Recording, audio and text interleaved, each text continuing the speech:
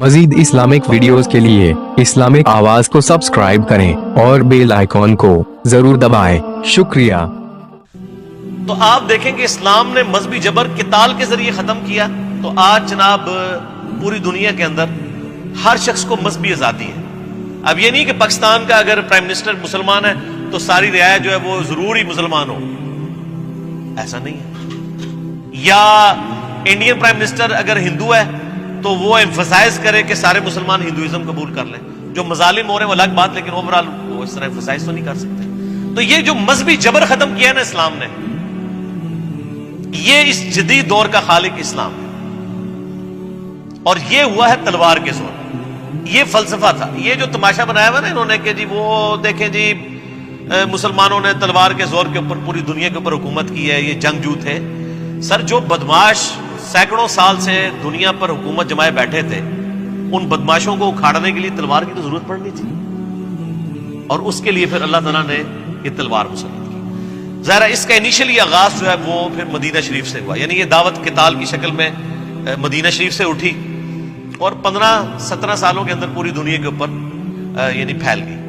آپ دیکھ لیں کہ ہجرت مدینہ ہوئی ہے یکم ہجری میں، اس وقت صرف 125 بندے مسلمان تھے۔ 2 ہجری میں غزوہ بدر ہوا، کتنے مسلمان تھے؟ 313۔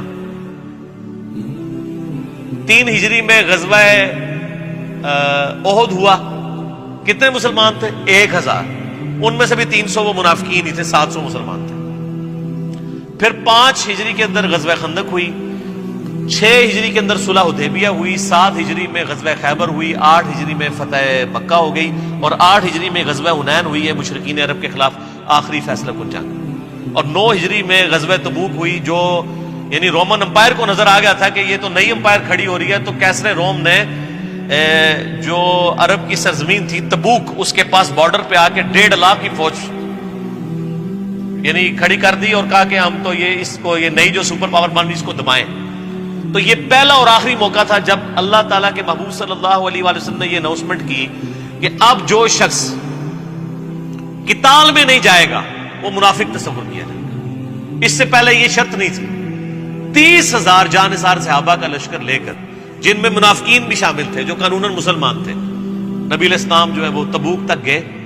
اور سر اس زمانے کے اندر آپ اندازہ کریں 700 کلومیٹر کا سفر ریگستانی سخت گرمیوں میں، جب کئی کے لوگوں کے پاؤں میں جوتیاں بھی نہیں تھیں، کئی پیدل تھے، بہت کم لوگ سواریوں پر تھے،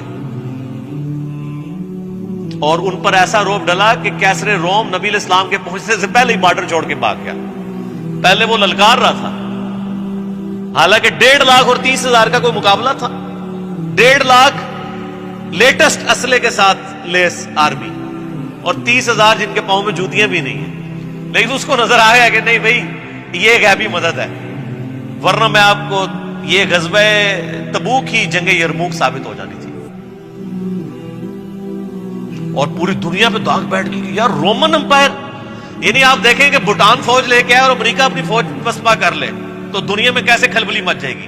انہوں نے کہا یار یہ لوگ فوج لے کے بھاگ گئے۔ نبی علیہ السلام 40 دن تک وہاں رہے، ارد گرد کے قبائل کے ساتھ آپ نے باقاعدہ معاہدے کیے کہ یا تو نیوٹرل رہو گے یا ہمارا ساتھ دو گے۔ سارے نے کہا جناب تھوڑی تو طاقت ہی نہیں کسی دی، رومن امپائر ناس گئی ہے۔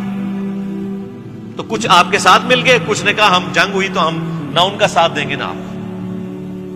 پھر نبی علیہ السلام تو دنیا سے تشریف لے گئے اس غزوہ تبوک کے 1.5 سال کے بعد۔ پھر حضرت بکر صدیق کے زمانے کے اندر جو ہے وہ کسریٰ کے خلاف قتال شروع ہوا۔ ظاہر ان پر بھی حجت تمام ہونی تھی، ان کو بھی خطوط لکھے ہوئے تھے، یا تو جزیہ دو یا مطیع ہو جاؤ یا جنگ کے لیے تیار ہو جاؤ، جو سورہ توبہ میں آیا۔ انہوں نے سوچا ہی نہیں تھا، انہوں نے کہا یہ عرب کے بدو یہ تو لوٹ مار کرنے آتے ہیں اور بھاگ کے راتوں رات چلے جاتے ہیں۔ انہوں نے کہا نا، اب ہم لوٹ مار کرنے نہیں آئے ہیں، ہم بھیجے گئے ہیں۔ تو وہ تو ان کو سیریس لے ہی نہیں تھے رہے۔ اچھا یہ جو کسریٰ کے لوگ تھے نا پرشین امپائر کے، یہ یعنی بڑے ٹف ماحول کے عادی تھے۔ عرب کے ٹکر کے اگر کوئی لوگ تھے نا تو وہ کسریٰ کے لوگ تھے، کیونکہ وہ بھی اس ٹف ماحول کے عادی تھے جس طرح عرب کے لوگ عادی تھے، یعنی کتنے عرصے تک ریگستانوں میں سفر کرنا اور سارا وہ گرمی کو برداشت کرنا۔ اچھا وہ جب پہنچے ہیں تو آپ دیکھیں عراق فتح ہوا، حضرت خالد بن ولید رضی اللہ تعالیٰ کو بھیجا سیدنا ابوبکر نے. کرتے کرتے جناب جو ہے نا وہ فتوحات بڑھتی گئی. لہٰذا آپ سر عمر سیریز دیکھیں, مولویوں کو چھوڑیں, عمر سیریز دیکھیں. آپ نے اگر یہ ریولوشن دیکھنی ہے تو حضرت ابوبکر صدیق وفات پا گئے, حضرت عمر بنے, تو ابھی بالکل فیصلہ کن, یعنی دونوں طرف فائنل کھیلے جانے والا تھا. آپ دیکھیں کہ مسلمانوں کی تعداد تھوڑی ہے اور دونوں محاذوں پہ حضرت ابوبکر نے اپنے زمانے میں شام کے قتال کے لیے بھی, یعنی رومن امپائر کے خلاف بھی جنگ کے لیے فوجیں بھیج دی, اور عراق کو فتح ہو گیا, کسرا کے خلاف بھی بھیج دی. دونوں سپر پاور سے بیک وقت ٹکراؤ. اس دوران سیدنا ابوبکر کی وفات ہو گئی, حضرت عمر خلیفہ بنے, اور عین میدان جنگ میں جنگ یرموک ہونے والی تھی. خالد ابن ولید چیف آف آرمی سٹاف ہیں. حضرت عمر نے پہلا ڈیسیژن کیا کہ خالد کو ہٹاؤ. اور جناب کھلبلی مچ گئی. انہوں نے کیا جناب ساری فتوحات خالد نے کی تھی, انہوں نے کہا میں تمہاری یہی بت پرستی توڑنی ہے, میں نے تمہاری یہی شخصیت پرستی توڑنی ہے. یہ خالد کی وجہ سے نہیں ہوئی ہے فتح, یہ خالد کے رب کی وجہ سے ہوئی ہے. سر آپ سوچ سکتے ہیں کہ بالکل فائنل میچ کے اندر کیپٹن کو ہٹا دیا جائے. یہ حضرت عمر کا کانفیڈنس تھا. ابو عبیدہ ابن جرح کو بھیجا یرموک کے لیے, اور 4 دن تک جنگ جاری رہی. اللہ تعالیٰ نے مسلمانوں کو فتح دی. اور جو کیسر تھا رومن امپائر کا جو ہیڈ, جو صدیوں سے وہاں بیٹھا ہوا تھا شام کے اندر, بیت المقدس کو انہوں نے مین سٹی چھوڑ کے چلا گیا, وہاں سے دوبارہ نہیں آ سکا. اور دوسری طرف اس کے فوراً بعد اسی سال میں, جس سال یہ یعنی یرموک ہوئی ہے نا, یہ 17 ہجری کے اندر, اسی سال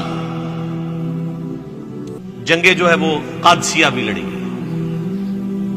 اب ظاہر مسلمان پر فوج تھوڑی تھی.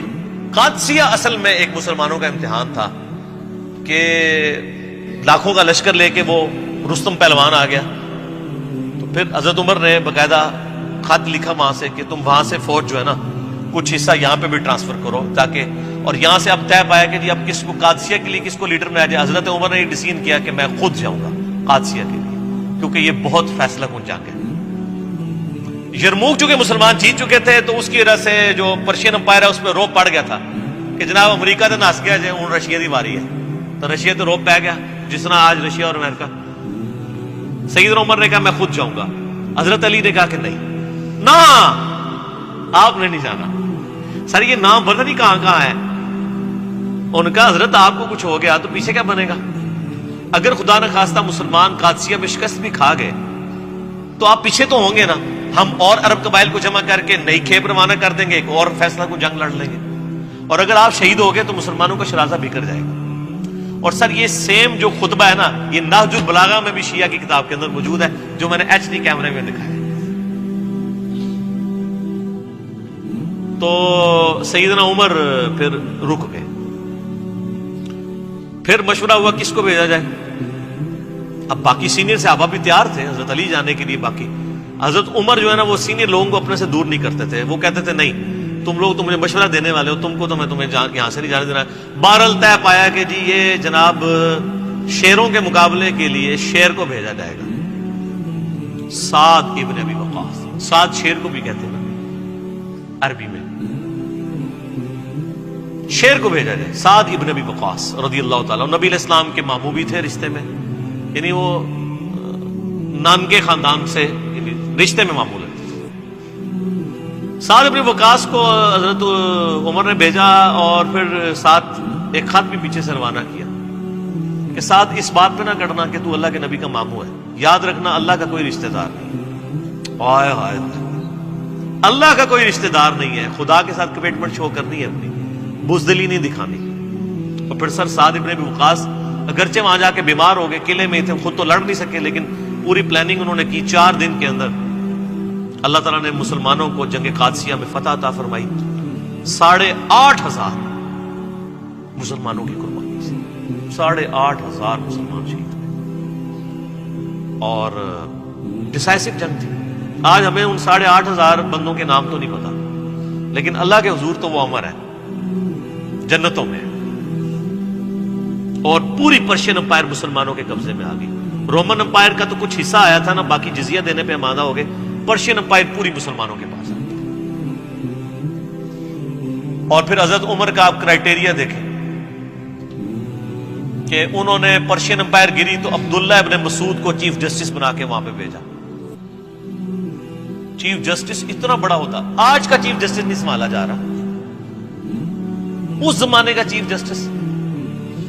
حضرت علی کو حجاز میں لگایا جہاں خود تھے حضرت عمر, مدینہ مکہ یہ پورا ایریا, یہاں کے چیف جسٹس علی ابن ابی طالب جو کسی کی پرواہ نہ کرے.